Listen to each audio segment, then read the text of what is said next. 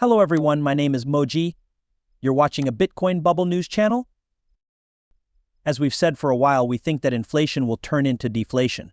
This means that prices will not be going up from one year to the next. They are high and still going up.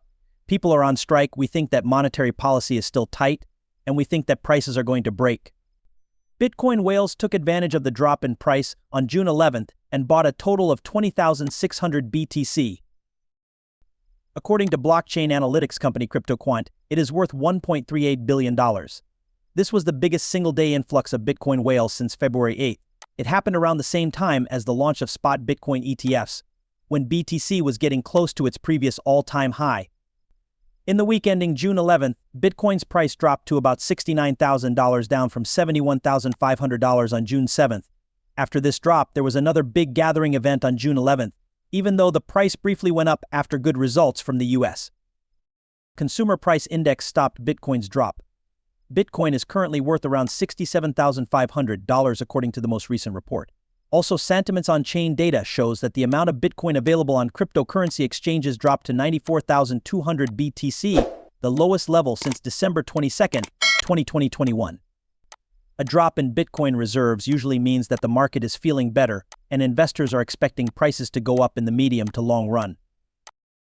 Ethereum whales, on the other hand, have recently bought more than 240,000 ETH, which at current prices is worth about $840 million, according to sentiment statistics cited by analyst Ali Martinez.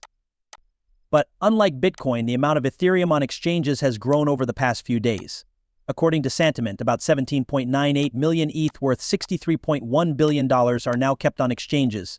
These events show important changes made by big users in the Bitcoin and Ethereum markets. They show how they are strategically building up their holdings while the markets are fluctuating.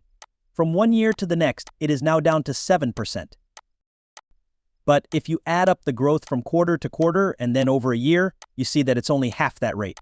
In fact, it's not even half that fast. That tells you what's going to happen.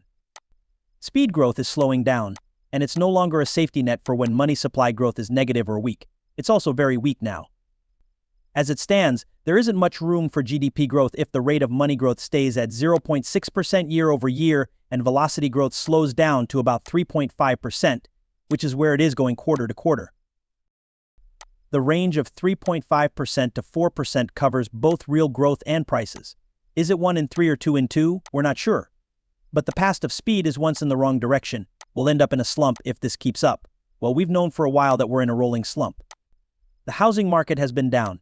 Autos are going through a recession-like period. Commercial, office, and now even more multifamily, which is a much wider market in what we think is a recession. We believe that spending is going into a slump.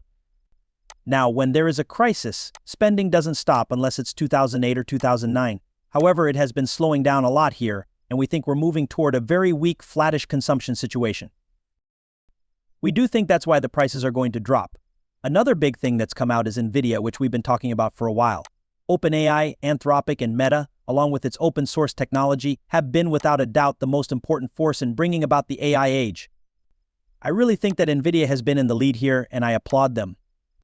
But we've been saying for a while that if NVIDIA's stock price keeps going up at the rate it has been, which is pretty fast, I think those of you who know us well know that we wrote it for a 100-fold move and missed a 3-fold move. This is what happens when the market moves in a steep way, everyone jumps on board. But if that's true, this move is a steep one, then other companies should make a lot of money. We thought we'd see them in the last few rounds. We haven't really. Now, we might be seeing that productivity is going up, but we need a few more pay seasons to be sure. Right now, the first order effect of generative AI is that it is making goods and services better, faster, more productive, more efficient, and more creative. That might be going on, but it's not clear yet. So picks and shovels, which is how we and many other people at NVIDIA group things, were the first to do it. But for that move to last, we need to see real gains and benefits in other places. Here are some pros and cons of each stock. We believe that creative AI will really change the world. So the idea that putting so many stocks into the MAG6, which are basically these stocks, and leaving out so many others is something we don't agree with.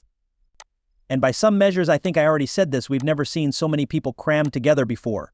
Not even during the Great Depression, when everyone was afraid that businesses would fail. They crammed into just a few stocks. This time we went higher,